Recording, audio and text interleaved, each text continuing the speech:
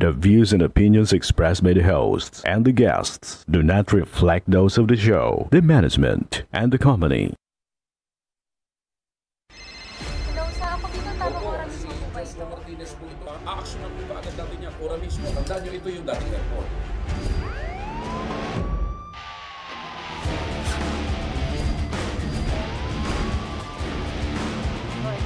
Ano namang kayong dalawa pinagchichismisan yung mga marites kayo, ha?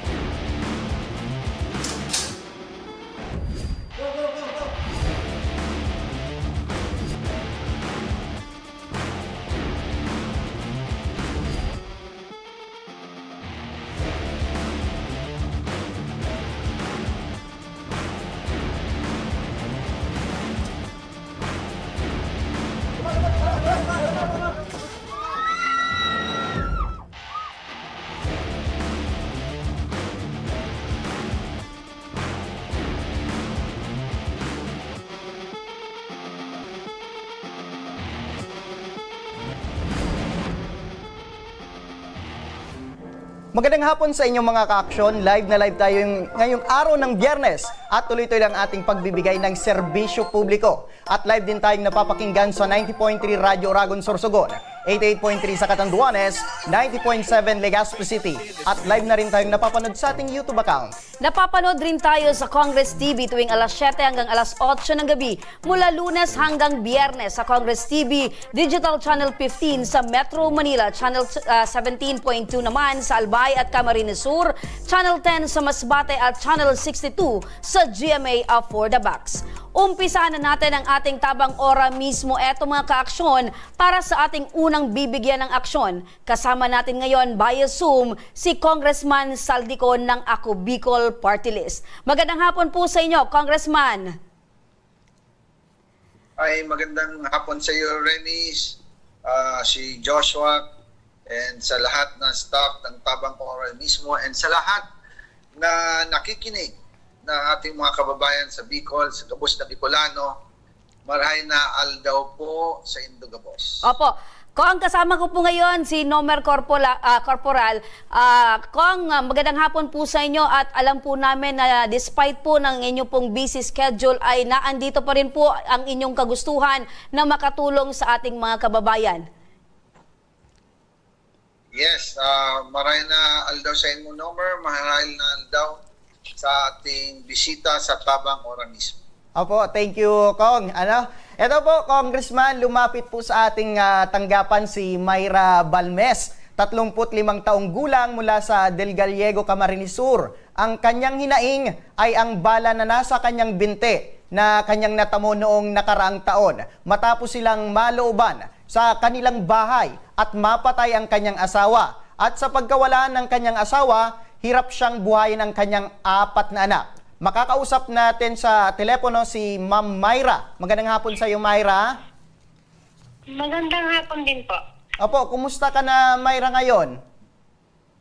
Ito po, lahat po kinakaya para sa mga anak. Ayun, bilang isang ina ay kahit nahihirapan tayo, kinakaya para sa ating mga anak. Apo. Opo, maaari mo bang maikwento, Mayra, kung bakit yung pangyaring nalooban kayo? Ano po yun? March 2 ng gabi. Alas 11 po ng gabi. Pinagbabaril po ang buong bahay namin.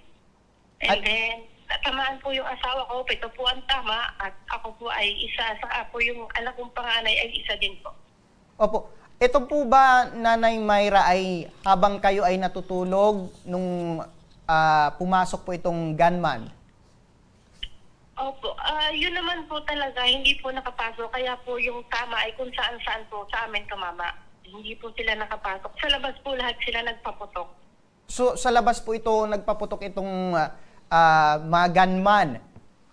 Opo, opo. Opo, saan po yung mga sugat nyo, ma'am? Sino-sino po yung mga natamaan sa loob ng bahay ninyo? Yung asawa ko po, natamaan po yun. Pito po ang tama nun kung saan party po ng katawan. At ako po sa binte. At yung anak ko pong babaeng panganay ay sa maselan pong party ng katawan niya. Opo, so Nung mga oras na yun, ma'am, ay talagang wala na po itong buhay itong asawa nyo. Opo, dead on the spot po agad siya, ma'am. Sir. Opo, at yung sino pa po yung natamaan, ma'am? Ako po, saka po yung anak ko pong panganay, babae po, 13 years old. Saan naman po yung tama ng anak nyong babae, ma'am? Sa maselan pong part ng katawan, sa taas po nung maselan na part ng katawan niya. Opo, at ikaw, ma'am, ay tinamaan sa binte. Binti, opo. Opo, Hanggang ngayon po ay may bala po ako sa paa. Opo, maaari nyo bang maikwento, bakit anong sabi ng doktor sa sitwasyon mo po na hindi po natanggal itong bala? Hindi daw po matatanggal kasi po, sa totoo lang po, dapat po dalawa kaming ooperahan nung time na yon. Ang inisip ko po, mauna po yung anak ko kasi po nasa masela na party ng katawan niya yung kailangan operahin. Opo. At ako po kaya hindi po ako maoperahan kasi po, naghihilom na po yung sugat ng pinag-barilan po sa akin, yung tinamaan po ng bala, humilom na po. Ang sabi po ng doktor sa akin, hindi na po sila pwedeng another butas kasi po, mas baka po lalong hindi po ako makalakad kasi baka daw po may ugat na matamaan. Opo, etong anak niyo, ma'am, kamusta na po? Okay naman po, awa ng Diyos. Okay naman po. Kaso po, yung paglalakad niya po, hindi po siya pwedeng maglakad ng malayo at medyo po namamanhid yung kanyang paa. Opo, sa ngayon ba, ma'am, ay titingnan niyo po ba itong kalagayan niyo sa ospital? Hindi na po. Simula po nung nakalabas kami, hindi na po. Opo. Magandang hapon. Opo, Okay. sige, partner. Okay. Magandang hapon, Ma'am Myra. Magandang hapon din po, ma'am. Opo. Nay, matanong ko lang, bago nangyari po itong insidente, ano po yung trabaho po ninyo? Ako, ma'am, nung wala pa po, nung hindi pa po nababaril ang asawa ko, housewife lang po ako. Isa kang housewife. Opo, Opo, ma'am. wag niyo pong ilalang, napakahirap po ng trabaho ng pagiging isang may bahay. Wala po itong day off, walang magpapahinga ka lang tuwing matutulog, kaya wag niyo pong ilalang. So ngayon po, ano na po yung pinagkakaabalahan po ninyo? Ako po, ma'am, ay sumasideline po. Pag po may mag-aalaga ng dalawa ko pong maliit na bata. Opo, nagsusuro sideline po kayo. Anong klaseng sideline Opo, po yung ginagawa nyo, Nay? Ano po yan? Nasa kantin pa ako, yung tagahugas po ng plato. Opo, so sa paraan ng paghuhugas ng plato, doon po kayo kumukuha ng panggastos pang-araw-araw. Opo, ma'am. Ito po bang anak po ninyo nag-aaral pa? Opo, ma'am. Ito pong dalawa po ay, yung panganay ko po grade 9 ngayon po, tapos yung pangalawa po ay grade 3. Opo, so sino ngayon po yung nagiging katuwang nyo po sa pang-araw-araw po ninyong gastusin sa bahay, sa pag-aalaga po sa mga anak po ninyo? Ako po, ma'am, sa totoo lang po, yung nanay ko po ang tumutulong po sa akin pag po ako magtatrabaho yung nanay ko po. Minsan po, bihira ako makatrabaho kasi po yung nanay ko, senior citizen na po. Opo. Hindi ko na po. Ma'am Myra, gaano po kahirap na mga maliliit pa po yung anak po ninyo at mag-isa nyo pong kinakayod, inaalagaan, binubuhay po yung anak po ninyo? Sobrang hirap po. Hirap na hirap po. Hindi ko po alam kung kakayanin ko. Opo. So, sa sobrang hirap ng buhay, meron ka pa pong iniindang sakit, Opo, pero ma'am. patuloy lang pong lumalaban. Ano po, Nay? Opo, ma'am. Lumalaban po para po sa mga anak ko kakayanin. Opo. May times po ba na parang question nyo po yung Poong May Kapal, bakit po nangyari po ito sa inyo? Opo, ma'am. Naano ko po yan. Sabi ko, bakit sa dami pa ng bakit sa akin pa po kung talagang hirap na po kami, bakit sa akin pa po nangyari yun? Tinatanong ko po yan sa sarili ko kung bakit. Opo. Ano po yung pinakamahirap at this point po na nung nawala po si Mister, ano po yung pinakamahirap pong pinagdaanan mo na sa tingin nyo po ay yun po yung pinaka down moment ng buhay po ninyo bilang isang nanay? Pinakahimahirap po talaga, ma'am, yung makikita mo yung mga anak mo na yung pag may gusto, ma'am, hindi mo maibigay yung danas namin, ma'am, na sa lang po, ma'am, kami kumain minsan 2 times sa isang araw. Opo. Kasi po, grabe po, kasi talaga yung nangyari sa amin ngayong itong taon na 2024. Opo. Pero Nanay Myra, kamusta na po yung paglalakad nyo ngayon? Minsan po, pag malamig po, talaga po hindi ako makaano kasi po biglang naninigas siya. Opo. May time po na nasa trabaho ako, bigla na lang po sumakit, hindi ako agad makatayo. Opo, Bigla may mga po araw ba? nanigas. Opo, may mga araw ba ma'am na hindi ka talaga nakakapasok sa trabaho dahil sa iyong kalagayan? Opo. Kasi po talagang nananakit, inaano ko po sa nanay ko. Minsan hindi ko po talaga siya maitaas. Naninigas po talaga. Opo. Nay Myra, narinig po namin kanina sa sagot nyo po na mas inuna nyo po at mas ginusto nyo po na maunang maoperahan po yung anak po ninyo. Dahil sabi nyo, nasa maselang bahagi. Opo, nasa maselang parte po ng katawan yung tama ng anak po ninyo. Opo. Kung meron sana po kayong pera, Nay, meron sana po kayong mapagkukuhanan po ng pagpapa-opera po sa inyo, gugustuhin nyo din po ba na sana ay sabay na lang po kayo nagpa-opera ng anak po ninyo para ngayon po ay sana naasikaso nyo po ng maayos yung mga anak po ninyo? Opo, ma'am. Yun po yung ano ko nga po sana. Kung sabi ko nga po, kung may pera lang kami, di sabay na po sana, ma'am. Kaso wala po talaga hindi po kakayahin. Apo. Nanay Myra, ang inyo pong kahilingan na sana po ay maoperahan po kayo sa mas lalong madaling panahon. Eto po, makinig po kayo Nanay Myra, no? Nasa kabilang linya po ng telepono si Congressman Saldico ng Ako Bicol Party List. Ano po, Nanay Myra, ang pinakanais po ninyo? Nababanggit ko po ng kagustuhan po ninyo maoperahan. Pero gusto po namin marinig na ito pong kahilingan, kagustuhan ay manggagaling po sa inyo. Nakikinig po si Congressman Saldic. Go ahead po, Ma'am Myra. Hello po, magandang hapon po, Kong Salde sa Ako Bicol Party List. Hiling ko lang po na sana maoperahan po yung paa ko. Yun lang po at sana po ayan, mabigyan po ako kahit konting pagkakakitaan para hindi na po ako lumayo at maasikas ko po yung mga anak ko. Ayan Myra, no? Dahil dyan, babalikan natin si Congressman Saldico. Magandang hapon muli, Congressman. Ay, magandang hapon sa inyong lahat. Ay, Nanay Myrna, narinig ko po yung hinaing. No? So, wala akong kayong mag-alala at ang Ako Bicol naman po ay laging tumutulong sa lahat ng mga medical assistance, zero billing at ang ating hospital po ay nandyan po lahat na hospital, especially yung BRHMC. In the next 3 years, masyadong high level na high-tech modern hospital. So yung ganyo pong sa inyo pong kahilingan, sa inyong kahagadan about sa sasaayos ng inyong nakakaawa naman kayo, tagal na no, sa binti.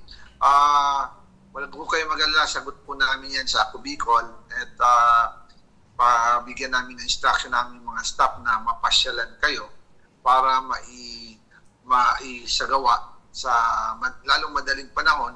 Kung pwede may schedule kagad natin sila Remy, no? Pakiayos kung saang hospital na siguro dyan na malapit sa Camarines Sur. I understand sa taga Camarines Sur, Del Gallego. Tama ba yung pagkaano ko saan? Opo, boss. Opo. Del Gallego, no? Opo. Sa malapit sa Ragay. So sa Naga City siguro sa BMC. Yun bang malapit na hospital na pwede natin siyang ma-opera si Ma'am Myra? Opo, Kong. Yes. So ayusin natin kaagad na wag nang patagalin, baka mamaya ma-infection pa. And alam mo sa x-ray nakikita po yan mayroon sa airport o sa mga pier, sa port, mga mag-a-alarm yan. Kaya mas magandang matanggal na at wala ng komplikasyon at makalakad ho kayo ng matinot. Ako'y natutuwa at kayo'y nailigtas. Another one, ang narinig ko po sa inyo, Nanay Myra, na may kahilingan kayo kung paano kayo matulungan na madagdagan ang sa inyong income. Opo. Karoon na kayo ng additional. At bibigay na rin kami ng livelihood assistance. Ang balita ko, inihingi nyo po is pang sari-sari store. Tama mo ba yun? Tama po ba, Ma'am Myra? Ang kailangan po ninyo ay magkaroon po kayo ng munting sari-sari store? Yes, Opo. sari-sari store, tama po ba yun? Opo daw po, boss. Opo, tama daw po. Opo, yun lang po. Para po hindi po ako lumayo sa mga anak ko. Kami ng pang sari-sari store nyo para ano, pero kanina nag-uusap, ina-analyze ko, wag mo munang bitiwan yung iyong pag sideline at additional income para mas katulong sa mga bata unless na yung income mo dyan sa sari-sari store ay sufisyente. Hindi ko kasi alam ang sitwasyon kung ilang bahay ang iyong mabibigyan ng mga suki o magbibili sa'yo. Kung malaking community, maganda yan. Kayang-kayang buhayin ng iyong pamilya. Pero kung ilang bahay lang sa barangay, halimbawa 50 lang or 20, baka kulangin po yan sa iyong kikitain. Kaya huwag aralin nyo muna, baka yung panganay nyo o yung mga anak nyo na nandiyan sa bahay, tulong-tulong na lang. O pag may klase, sarado muna. Pag walang klase, then bukas-bukas. Kasi baka mamaya, kulang po ang inyong kikitain. No? So, pero basta mapansin nyo pong tama. na, Tama, that's boss, the time ano? po. Kasi talagang bago siya mag-start ng panibagong negosyo, dapat alamin niya muna yung kanyang suki. Tama yun, Ma'am Myra. Diyan po ba, Ma'am Myra, sa bahay po ninyo ay marami pong mga kabahayan? Opo, ako po ma'am ay tabing highway po kami. Ayun. Tabing kalsada po, opo. Kaya po, ang ano ko po dito yung konting ano lang po. Hindi, Remy, ang ibig sabihin ko, sigurado naman yan na sari-sari store mo. Ang ibig sabihin ko, wag ka agad aalis sa trabaho na sideline kasi additional income po niya yon. So, yung additional income, sayang naman nun. Opo. Unless na kumikita ka na ng say, halimbawa, 50,000 naman, then pwede mo nang buhayin yung anak mo kahit huwag ka nang magtrabaho sa canteen, mag-sideline. The more savings ikaw may magawa, then the more subukan natin yung sari-sari store, pero sideline lang din. Ibig sabihin ko, bantay kapag absent yung mga anak nyo, walang ginagawa, pwede ka mag-sideline. Tama po. Opo. Doing job, bantay muna, pag tumatakbo na, so i-manage nyo na lang po na hindi rin mawala yung kita nyo ng existing kasi baka mamaya hindi ka na pabalikin sa trabaho mo. Pero kung maganda naman ang relasyon mo doon sa canteen, baka payagan ka. Total, sabi mo, hindi naman full-time, Pwede ka rin manage ng oras. Diba? Ng oras mo. Opo. Ma'am Myra, in case po na nagtatrabaho ka, nagsa-sideline, sino po ang pwedeng magbantay sa sari-sari store? Yung nanay ko po. Ayun. At least, ma'am, sinasabi ni Kong Zaldi na kahit po kayo ay nagsa-sideline, ay meron kayong sari-sari store. At least dalawa yung income na two in pumapasok. one. Kumbaga, meron kang trabaho at the same time, meron ka ding income, extra income doon sa sari-sari store. Opo. So, magaling. Matibay itong si Congressman Saldi dahil ang kanyang kagustuhan. Pero sinigurado ni Congressman Saldi na yung sari-sari store mo, Nanay Myra, ay sure na sure yon. Opo. Opo. Matanong ko lang, may gustong sabihin si Kong. Highway ba? May gusto pa kung yung highway ba, yung yung Maharlika Road sinasabi mo sa National Road papuntang Manila o sa loob ng bayan, yung Del Gallego? Ito po sa Andaya Highway. Opo. Sa Andaya Highway, talagang highway pala. Opo, highway. Pwede ka pa later on dyan maglagay ng bulalohan para yung mga dumadaan ng May dagdag pa, may dagdag pang ideya.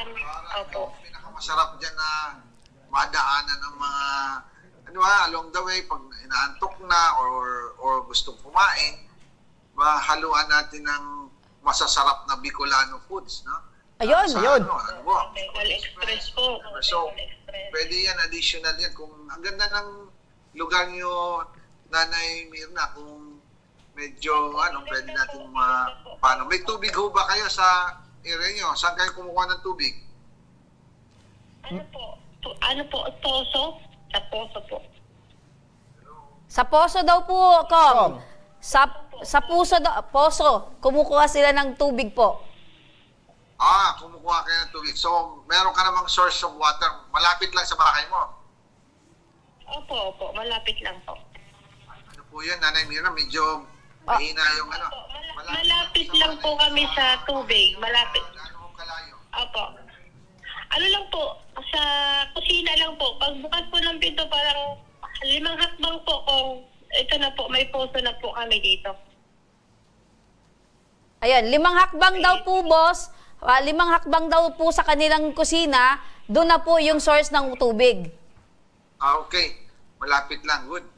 So, at least, naiinuman nyo lahat. Sumbuti naman at may tubig kasi very important yan sa negosyo, sa buhay ng tao. Tubig is more important than electricity. May kuryente naman kayo, Nanay Mirna. Konektado kayo sa kuryente. Opo, may kuryente man po. Mayra pala. Opo, meron daw po kong na kuryente po sila. May kuryente man po. Hello? Opo. Hello po. Kung ang sabi po ni Ma'am Myra, meron naman po silang supply ng kuryente sa kanila pong lugar. Good. So yun, at least okay pala. Pero anyway, one more. Nagtataka lang ako, ano na nangyari sa pagkamatay ng inyong asawa? Meron na bang justice? Na kulong na ba yung bumaril? Or alam ka ba? Anong balita? Kasi kailangan naman may justisya sa nangyari sa inyong asawa. Yan po talaga yung wala po kaming suspect kasi po gabi hindi po may nakita at hindi po kami nakalabas nung time na yun. Wala po kaming suspect. Yan po yung mahina ng communication natin, hindi ko marinig. Hindi nyo maayos. Ano meron? Kung ang sabi po ni Ma'am Myra, until now daw po wala pa pong update sa kaso dahil hanggang ngayon daw po ay wala pa pong identified suspect doon po sa nangyaring insidente sa pagkabaril po sa kanyang mister. Wala ba siyang hinala? Sinong kagalit? Sino ang nung asawa by that time? Para mabigyan natin ng lead, makitawagan Remy si PNP Chief yung PNP bagong RD natin. Apo, si RD Bagagay. Apo. Babagay. Para patawagan natin yung Chief of Police ng Del Gallego at saka si RD Babagay. Maibigay natin, magpadala natin ng report. Sana Apo. Nung kahapon panggaling ko dyan na kilala ko kayo. Pero tatawagan ko na lahat na pangailangan natin ng police assistance at investigation. Wala bang si Nanay Myra na hinala kung sino, anong nangyari bakit sila walang nakaaway ang kanyang asawa? Apo. Ma'am Myra, tinatanong po ni Congressman kung before ito mangyari itong pamamaril, ay meron bang nakaaway itong asawa mo? Wala po. Kasi po sa totoo lang, ikukwento ko na po kung ang hinala po kasi ng mga pulis, sasabihin ko na po yung totoo. Yung asawa ko po magamit ng power na gamot. Ano po yun, Ma'am Myra? Pinag-umpisahan po. Pakiulit nga po, pakiulit lang po, Ma'am Myra. Yung asawa nyo po ay? Gumagamit po ng bawal na gamot. Yung, alam niyo na po yun, droga. Involved So sa si Mr. ay involved sa illegal drugs. So posibleng dahil sa... Ito ba yung nagbebenta, ma'am, or gumagamit? Ano po, lahat na po kasi po sa totoo lang, 2 times na po siyang nakulong. Ayan. So, Congressman, ito palang asawa niya ay involved po sa illegal na droga. Nagbebenta o gumagamit? Parehas daw po. Parehas daw po. Gumagamit at nagbebenta. Binabawal na yan ng ating gobyerno yung extrajudicial killing. Iba na ho ang polisiya ni President Bongbong Marcos na wala na hong EJK. Dapat kung gumagamit, judicial process, kasuhan, huwag namang buhay ang kapalit. So, meron pa pala dyan sa Camarines Sur. So, we will inform General Babagay kasi kung ganyan, pwedeng ma-relieve ang Chief of Police ng Del Gallego kung ganyan ang ini-implement. Kasi wala na pong instruction ganyan ang ating Pangulo. Ang gusto ng ating Pangulo ay itama yung proseso. Wala na ho tayong death sentence ngayon. So, medyo mali po yun. Kung pinapractice pa yan sa probinsya o sa munisipyo ng Del Gallego. I'll call also Congressman Horibata para ma-inform. And inform din natin si General Babagay about it. Pakikuha na lang ng police report o police blotter para ma-inform. Kasi hindi maganda yan. Ang nabibiktima dyan yung maliliit na ating mga kababayan. Pero yung mga drug lord, yung mga tunay na nagpaparating ng droga, hindi naman pinapatay. Opo. Pero boss, Okay, sa kalaman po natin, base po dito kay Ma'am Myra, ito daw pong asawa niya ay nagbagong buhay na. Kaya po daw ito pinatay ng suspect. So, ibig sabihin, sa kagustuhan na magbagong buhay ng kanyang mister, ay ang kinalabasan po, pinagbabaril po itong kanyang mister. So, posible partner na kasosyo niya sa drugs. Related din sa droga. Oo. Okay. So, kailangan talaga maimbestigahan. So, Apo. na lang, kung meron tayong police blood para masundan ng ating regional director at maisumbong sa pulisya na ma-trace kung sino yung mga dapat din Apo. Congressman Saldi, nababanggit niyo po na bibigyan natin ng pangkabuhayan ito pong si Nanay Myra. Ang tanong ko po, kung may mga iba pa po ba tayo mga programa, ito pong Ako Bicol Party List para sa ating mga kababayan na nagnanais din pong makaangat sa buhay? Yes, the usual yung the livelihood program, this is yung sa DSWD. Pero itong bibigay natin kay Nanay kasi mabilisan. Mahirap yung the DSWD takes 6 months. Pero ito, mukhang kailangan ni Nanay ng additional revenue ni Ma'am Myra. So, tayo na po mismo ang magpapaluwal dito na bigyan po natin kaagad ng tulong para makatulong, katulong ang tayo sa Ako Bicol at magawa kaagad. And also yung sa kanyang binti, meron tayong pondo dyan sa BMC, sa Naga City, or kung hindi dyan sa HMC sa BRTTH dati. Pero masyadong malayo. Diyan na lang sa Naga, medyo mas malapit-lapit. Opo. Diyan, unless na merong hospital dyan sa Ragay District o sa ang DOH. Parang wala atang DOH hospital dyan. RHU, baka mamaya may mangyari kasi that's an operation.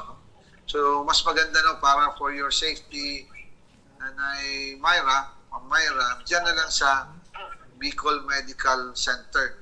Pakisabi na lang sa ating municipal coordinator. Meron na tayong municipal coordinator dyan sa Del Gallego. And then yung mga rescue vehicle natin, kung pwedeng ma-assist si Nanay para madala kagad sa BMC. Ayun. Apo. Yun. Ayan, So, Myra. ibig sabihin, partner, hindi lang yung medical or livelihood, yung itutulong ng Ako Bicol, kundi pati, partner, yung problema ni Nanay sa sakyan. Siyempre, meron distance din. Apo. Yung bahay niya papunta doon sa BMC. Sagot na din Sagot ng na Ako Bicol Party List. Yan, Ma'am Myra, narinig nyo po kanina yung sinabi ni Congressman. Ayan, may sinasabi si Nanay. Thank you po. Huwag ko kayo mag-alala, Nanay Myra. Nandiyan palagi ang Ako Bicol, no? Lagi tayong manalangin na huwag mailagay ang ating buhay sa alanganin. And more prayers lang, kapit lang, at ay aasenso naman ang ating bansa. Apo. Yan, Myra, sinabi ni Kong ay sagot na yung pagpapa-opera mo dyan sa Naga. At the same time, itong livelihood na assistance mula sa Ako Bicol Party List. Ano yung mensahe natin kay Congressman Saldi? Thank you po. Thank you po ng marami. Welcome, Nanay. Kami sa Ako Bicol natutuwa na nakakatulong. No? Thank you po ako. Babantay namin. Babantay natin si Nanay na umasenso ang buhay at maganda ang iyong lugar dyan. Sana, I hope magkaroon ka pa ng kantin dyan. Sarili mong kantin, yan ang aming panaginip. Yun. Dahil maganda ang lugar mo, daanan ng highway, yung mga nagbabiyahe, dapat pwedeng kumain sa malapit sa nandyan sa'yo para hindi lang sari-sari store, kundi yung kantin. Baka katulad ng tinatrabahan mo, magkaroon ka na ng sariling kantin. Ayun. Yun, alam mo partner, itong si Congressman Saldi, hindi lang partner yung hinihingi mo, yung pangangailangan mo for this time, kundi meron pa yan palaging surprise, dagdag na tulong para sa ating mga kababayan. Kaya saludo ako kay Congressman Saldi. Maraming salamat po, Congressman Saldi ko ng Ako Bicol Party List. Buhay ka, boss. Thank you. Thank you po. Ayan. Okay, salamat din, Myra. Okay. Yan, Ma'am Myra, sabi ni Kong, baka sakali madaanan ka dyan sa inyong lugar, makakain dyan sa inyong kantin. Ang tanong dyan, partner, marunong ka ba, Ma'am Myra, magluto? Opo. Ayun. Ako po yung naglulutong sa kantin ngayon. Aside ng ikaw yung naghuhugas ng mga pinggan, ikaw din yung nagluluto sa kantin. Opo. Oh, magaling. Magaling. Ikaw marunong Sa Kalugaw. Opo. Opo, andyan pa si Kong. Siya rin daw po, boss. Kumpletuhin na natin, Remy. Bigyan ka na namin, sana may lugar ka dyan. Ibahin mo naman ng konti yung putahe mo. Nakakaya naman sa tinatrabawan mo. Kung siya pare saka goto, baka sa'yo, ano magandang katapat niyan? Tapa, bulalo. Iso, sarap. Or ano ba, Bicol food. The best. The Tingnan best. mo, may space ka ba dyan sa bahay mo? No? Sa highway na pwede natin gawing kantin din.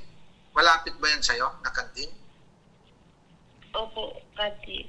Opo. Kung malapit daw sa'yo yung kantin, so ibig sabihin, pwede nang kompetensyahin, boss. Mismong bayan po siya ng Del Gallego. Ako naman po, dito lang po sa barangay Nagkalit. Sakop po ng Del Gallego. Yun po, sa mismong Ayun. bayan. Mas maganda yan. Malayo kasi nakakahiya naman. Opo. So, yan. Maraming tulong ang ibibigay ni Congressman Saldi kay Ma'am Myra, Ma'am Myra. di ba? Dadagdagan pa yung puta. Ibig sabihin, dadagdagan yung puhunan. Puhunan. Opo. Tama. Maraming salamat po sa muli, Congressman Saldi ng Ako Bicol Party List. Mabuhay po kayo. Ma'am Myra! Hello po. Napakinggan mo si Congressman Saldi, hindi lang daw po yung pagpapagamot, kundi dagdag puhunan at yun nga, Pagpapaayos Pagpapaayos para pa. mas maaliwalas yung yung kakain pwesto. doon. Opo.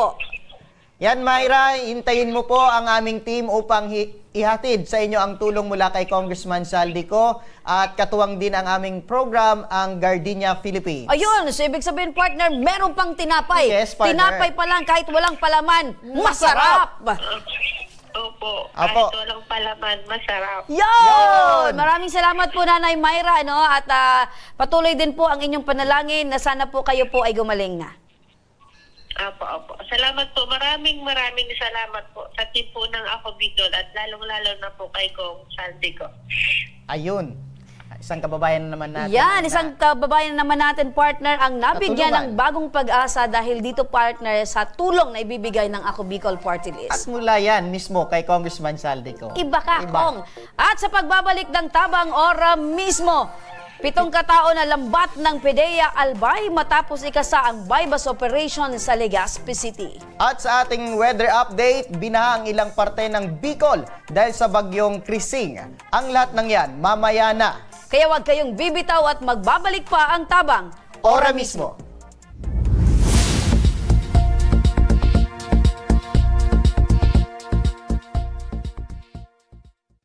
Marahin aldaw sa Idugabos. Ang aldaw na ini ay para sa Indo, para sa tuyang mga kababayang Bicolano na nangangaipuhan kan kalinga, asin manlain-lain na medikal na serbisyo. Ini po ang sa tuyang dalan para makapaghatod kan serbisyo maski guraano ini karayo o karani ang sa indong kinamumugtakan. Ang Tarabangan Caravan ay sarupong inisyatibo kanako Bicol Party List na igwang layunin na darahon ang serbisyo medikal asin dental direkta sa saindong mga komunidad. Aram po niya to na daigabos may kakayahan o pagkakataon na makaduman sa ospital o klinika. Kaya't kami na po ang nagrarani sa Indo. Kaibahan ang matitibay na doktor, dentista, medical personnel, asin mga volunteer kan Ako Bicol Party List. Libre po gabos ang serbisyo medikal, dental, laboratory, asin mga bulong. Wala po kamo na dapat ihadit sa gastusin taini ay para sa indong kalusugan. Kaiba taman po ang satuyang programa, ang libreng gupit, asin masahe para sa satuyang mga kababayan. Maliban digdi, may local recruitment activity man kitangunyan. Ini po sarong biyaya para sa satuyang mga kababayan na nag-aanap kitrabaho. Sana po ay makatabang ini sa Indo. Tangani, makaanap ki mga bagong oportunidad para sa indong pamilya. Mga kababayan, buya ko pong ipaabot sa Indo na ang Ako Bicol Party List permi yaon para sa Indo. Santo, ngunyan, asin sa maabot. Kami po ay padagos paglilingkod sa bawat Bicolano. Kami po ay nagpapasalamat sa indong padagos na suporta. Habang yaon ang suporta kan kada Bicolano sa Ako Bicol Party List, padagos po niya to dadarahon ang mga programa na direktang nakakapiktar asin nakakatabang sa Indogabos. Sa giraray, dakulaw pasasalamat po sa indong pagtangkilid asin pagtitiwala naway padagos niya tong ipangaji ang mga kalusugan asin kaligtasan kang bawat saro. Padagos po kitang magtarabangan asin magkasararo para sa mas malusog asin masiglang Bicolandia. Nakulang salamat po asin maray na aldaw sa Indogabos.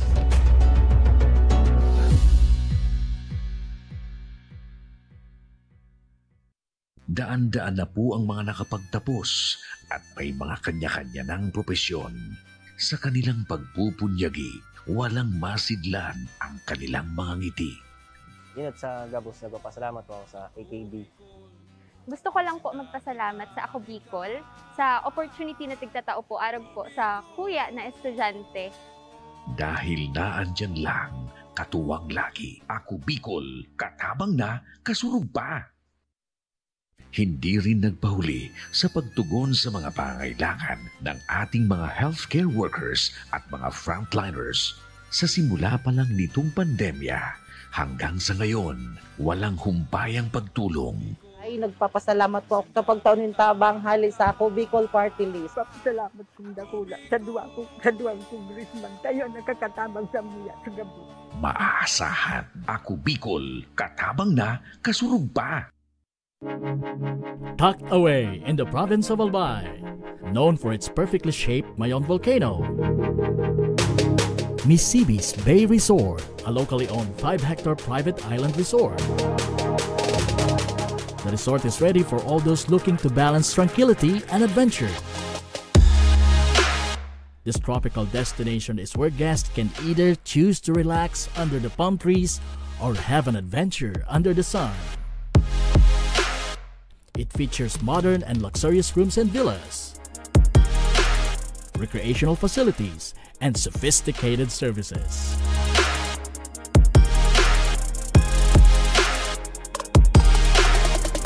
Come and experience Missibis Bay Resort, your tropical island getaway.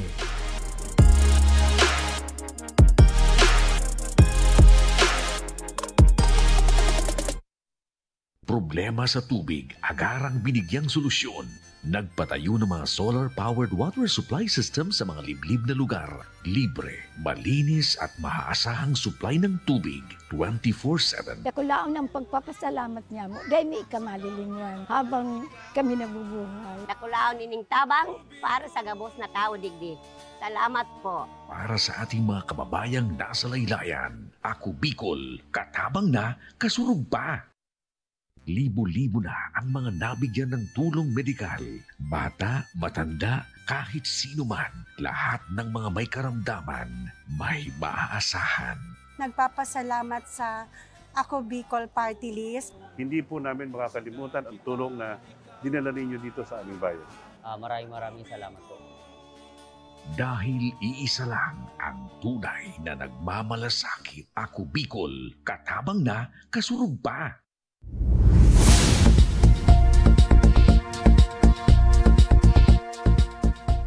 Nagbabalik mga kaaksyon ng Tabang ora mismo. Ito mga kaaksyon noong 8 ng Hulyo. Nagkaroon ng bypass operation ng Philippine Drug Enforcement Agency o PDEA Albay at sa pagkasanang operasyon, isang bahay ginawa umanong drug den, 7 individual ang naaresto. Ang maaksyon na paglambat ng aming team at PDEA Albay, panoorin po natin ito.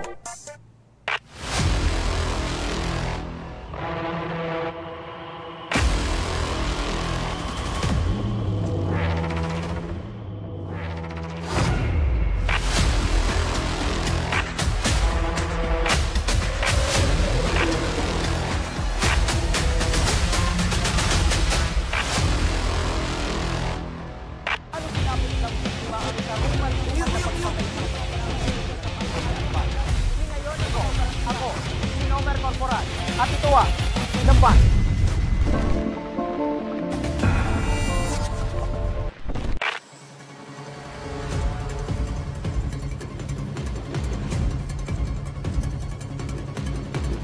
Tuluyan ng nasawat ang isang drug den sa Barangay 14, Ilawod, Poblacion, Legazpi City matapos itong salakay ng tauhan ng Philippine Drug Enforcement Agency o PDEA Albay pasado 6:00 ng gabi nito lamang 8 ng Hulyo taong kasalukuyan.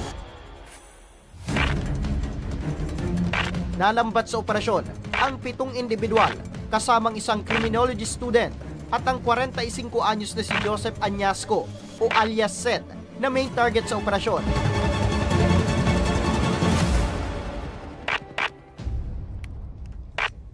Ayon sa impormasyon, maliban sa pagpapagamit ay pugad din umano ng illegal na droga ang kanyang bahay na siya rin ang nagbebenta sa kanyang mga parpiano. Bago ang operasyon, isang PDEA asset ang pinakawalan sa lugar kung saan nakakuha ito ng tsansa na makatransaksyon ang suspect. Nakakuha rin ito ng pagkakataon na makapasok mismo sa bahay ni Seth at positibong nakumpirma na talagang talamak ang bentahan at gamitan ng ipinagbabawal na gamot kung saan nakuhanan pa ng video ang aktwal na paggamit ng droga ni alias Seth. Kajamming ang kanyang mga kliyente sa loob ng kanyang kwarto. Concerned citizen and even ng Barangay Anti-Drug Abuse Council nung barangay talagang positive sa pagpapagamit ng illegal drugs doon sa kanyang kwarto, and at the same time doon na rin bibili. So kaya nga after nung series of casing and surveillance operation, nag-conduct pa ulit tayo ng test buy operation. So hindi lang isa, 2 test buy na kung saan na yung sa unang test buy operation, pinakilala ng ating confidential informant itong isang kasama nating agent, kaya nag-undercover siya din. So nung nakabili siya, na first time niya makabili, sinubmit natin sa PDEA Forensic Laboratory and indeed nag-positive ito sa methamphetamine hydrochloride or shabu. So nag-conduct pa ulit tayo ng second test buy operation na kung saan nakabili na naman siya. And all throughout nung pagbili niya, kahit nung mga surveillance pa, na-monitor natin na itong mga nahuli natin doon ng mga tao, ito yung 4 na lalaki at 2 babae, ito yung mga habitual visitor or habitual na gumagamit doon sa lugar. Kaya naman, 11:00 ng umaga nang makatanggap ang lambat team ng imbitasyon mula sa PDEA para sa ikakasang bypass operation laban kay alias Seth. 3:00 ng hapon nang kami ay tumungo sa opisina ng PDEA. Ang operation po natin ay bypass operation and at the same time, smuggling of drug din. Dito ay isang briefing ang agad na isinagawa. Masusing nagplano ang mga operatiba para sa tuluyan ng malambat ang kanilang target.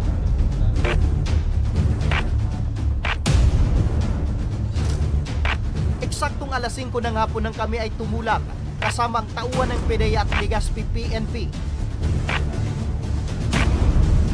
pumwesto naman kami sa lugar, ilang metro lang ang layo sa bahay ng suspect. Matapos ang kalahating oras, isang tawag ng aming natanggap. Sige. Isang udyat na positibong kumagat ang suspect na mapagbenta ng droga ang aming pusher buyer. Agad naman kaming pumunta sa target site, kung saan nalambat na ang target na si alias Seth at 6 pang individual kasamang kanyang kalibi na si alias Francis, 21 anyos na naaktuhan ng operatiba na umiiskot. Kinilala rin ang 5 pang suspect na sina alias Manuel, 32 years old ng Daraga Albay, alias Nino, 24 anyos isang criminology student, alias Ryan, 24 anyos, alias Angelica, 24 anyos, at Michelle, 26 anyos na pawang mga residente ng naturang lungsod.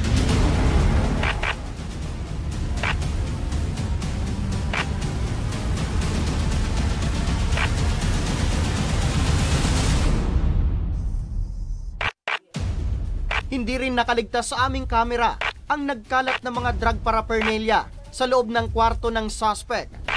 Nakuha naman sa operasyon ang ilang pakete ng hininalaang shabu na may timbang na 10.3 grams o may market value na 70,000 piso. Napatunayan natin na indeed ito ay isang concession house o drug den under the law. So po ang paraphernalia, ang daming ebidensya. Kaya medyo natagalan tayo na mag-conduct ng inventory dahil sa dami ng ebidensya na nakuha doon sa kwarto. Kahit kayo na witness nyo naman yun, di ba? Na marami talagang drugs and drug paraphernalia. Samantala, panay takip na lang ng tenga ang target na si alias Seth, habang may kanya-kanya namang palusot ang iba pang naaresto.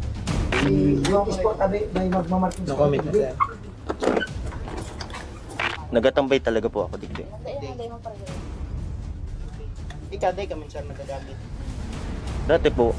Matiyon pa ako sir, nagtrabaho po ako dito sa taas, ng double deck po. Nag-ano ka lang dito? Informant ka. Tatanyong kay T. Hindi ko lang po sa tugang ko. Tigtanyong ka po iti. Tigsusog ko po yung jowa ko, tapirmi ko yung babaeruhon po. Ngunit ayon sa lumabas na resulta ng kanilang drug test, pag kakahuli baga tayo, matagal na rin kayo sumasama sa mga lakad namin. Sulit talaga, nag-aalibay yung mga yan na hindi sila gumagamit, napunta lang sila doon, naikupun, may ganyan. But then, pag nag-submit sila sa drug test, voluntary man silang nag-submit ng urine specimen, ayun, positive man sila sa paggamit ng illegal drugs. lahat po sila positive? Yes po, lahat po sila positive. Naharap ngayon ang 7 suspect sa kasong paglabag sa Comprehensive Dangerous Drugs Act of 2002. Doon sa main suspect or sa main subject, paila natin siya ng violation of Article 2, Section 5, selling, Section 6, maintainer of drug den, Section 11, Section 12, and at the same time, Section 15. Para doon naman sa mga visitor, paila natin sila ng kasong Section 7, visitor of drug den, Section 12, and Section 15. Pasukan sa ugo. Samantala, ayon kay Agent 3 Noe Bregel, malaking tulong ang pagkakabuwag nila ng drug den sa lugar, lalo pat malapit lang ito sa 2 eskwelahan. Medyo delikado ito, sir. Kasi kung mapapansin nyo, nasa likod lang baga siya ng isang school. So pag ito hindi natin na-dismantle, baka pagpasukan sa August, merong mga ma-recruit or baka na nga meron ng ma-recruit. Kasi isipin mo, yung isang visitor natin, estudyante doon. Luckily, positive yung operation. Wala nang nabawasan na yung gamitan doon sa Barangay 14. Patuloy naman na hinihimok ng Philippine Drug Enforcement Agency o PDEA ang mga taong patuloy na gumagamit at nagbebenta ng ipinagbabawal na gamot. Naitigil na nila ito. Lagi naman bukas ang kanilang opisina at tandang tumulong para sa kanilang pagbabagong buhay. Sa ngalan ng aming programang Tabang Ora mismo, ako, si Nomer Corporal at ito ang Lamban. Operation po natin ay bypass operation. At the same time, it's not drug den. dito sa opisina ng PDEA Albay at ilang individual. Ako, si Nomer Corporal at ito ang Lamban.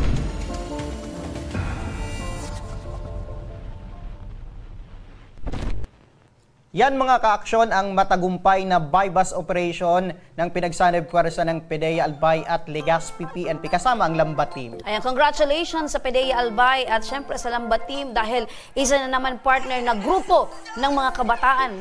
May mga kabataan pa, merong babae, may estudyante, iba't iba partner ang huli dahil partner sa paggagamit ng illegal na droga. At mabuti sabi ni Noe Bregel ay nabawasan. At malapit lang ito sa school. Yun ang pinaka nakakatakot partner at kailangan talagang magawa ng mahuli na yung mga malalapit partner sa eskwelahan kasi syempre hindi lang itong ilang mga estudyante posible na maka-apekto po at encourage pa ng iba pang mga estudyante. Merong criminology student, tama?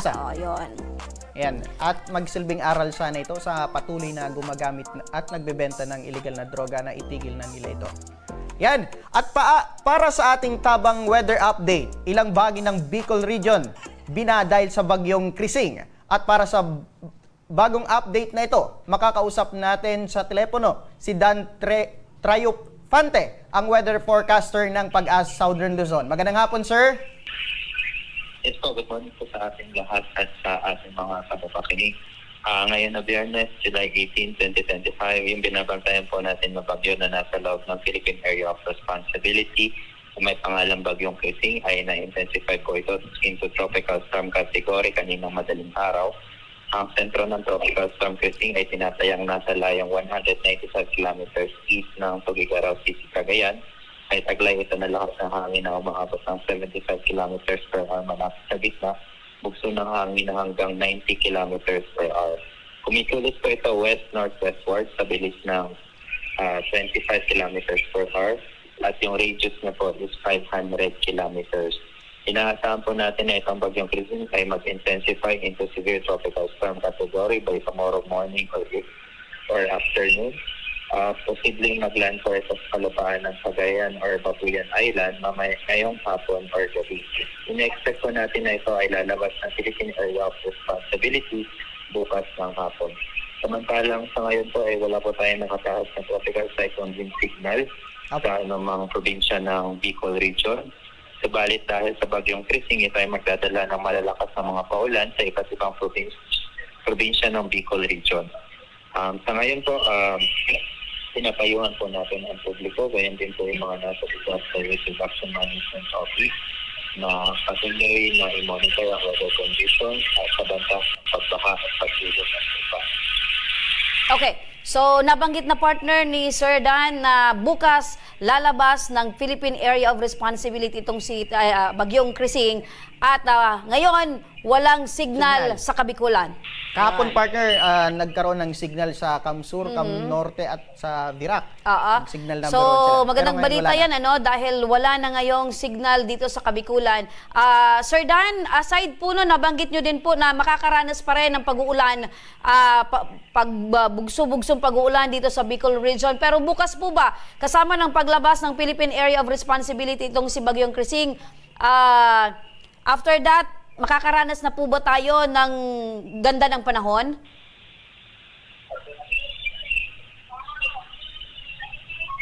Sir Dan?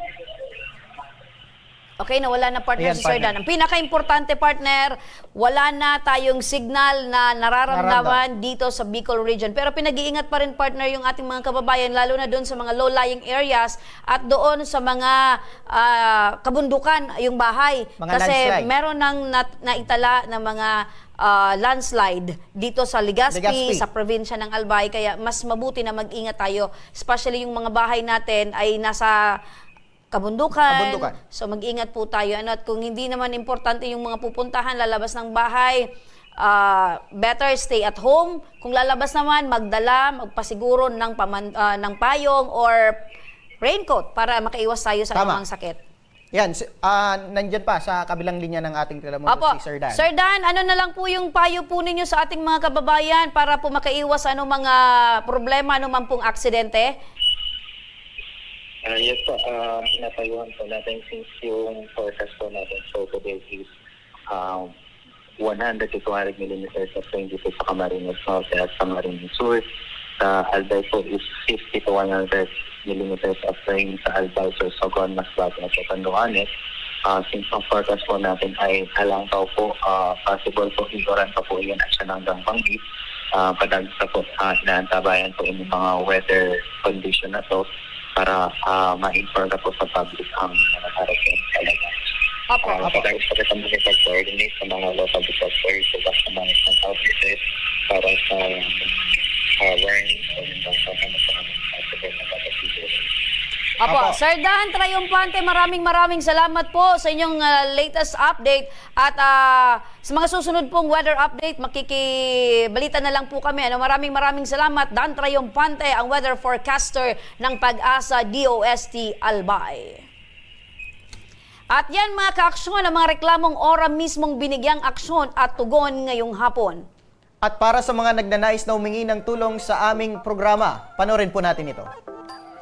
Sa may mga problemang legal at medikal na nais humingi ng tulong sa ating programa, maaari po kayong magsadya sa aming tanggapan sa ground floor Embarcadero de Legazpi, Victory Village, Legazpi City. Bukas po ang aming tanggapan mula Lunes hanggang Sabado, alas 8 ng umaga hanggang alas 5 ng hapon. Sa mga nasa Metro Manila naman po at kalapit na lugar, maaari po kayong humingi ng tulong sa Action Cost Center sa North Wing ng Batasang Pambansa. Magpunta lamang po kayo tuwing araw ng Lunes alas 8 ng umaga hanggang alauna ng hapon. Maaari na rin po kayong magtungo sa Tabang Ora mismo Satellite Office sa Camarines Norte sa Provincial Capitol Building, Barangay 3, Daet, Camarines Norte. At para naman sa mga taga Camarines Sur, maaari na rin kayong dumulog sa Zone 2, Tagungtong, Goa, Camarines Sur. Bukas po ang aming tanggapan mula Lunes hanggang Biyernes, alas 8 ng umaga hanggang alas 4 ng hapon. Maaari din kayo magpadala ng mensahe sa aming official Facebook page na Tabang Ora mismo. Kahit anong reklamo ay amin pong tinatanggap. Huwag niyo rin pong kalimutang i-follow ang aming mga official social media account sa aming Facebook account, YouTube at TikTok account, Tabang Ora mismo. Action ko patuloy na magsisilbi. Action ko sa mga nangangailangan. Hanggang sa Lunes mga kaaksyon, sama-sama pa rin nating aksyonan ang mga problemang medikal at legal. Ito ang programang may paninindigan, tutugon sa inyong pangangailangan. Ako po, si Nomer Corporal. Ako naman po, si Remy Araneta Mindones. Magandang hapon at salamat. At ito ang Tabang Ora mismo. Action ko sa mga nangangailangan. Action ko lahat ay dadamayan.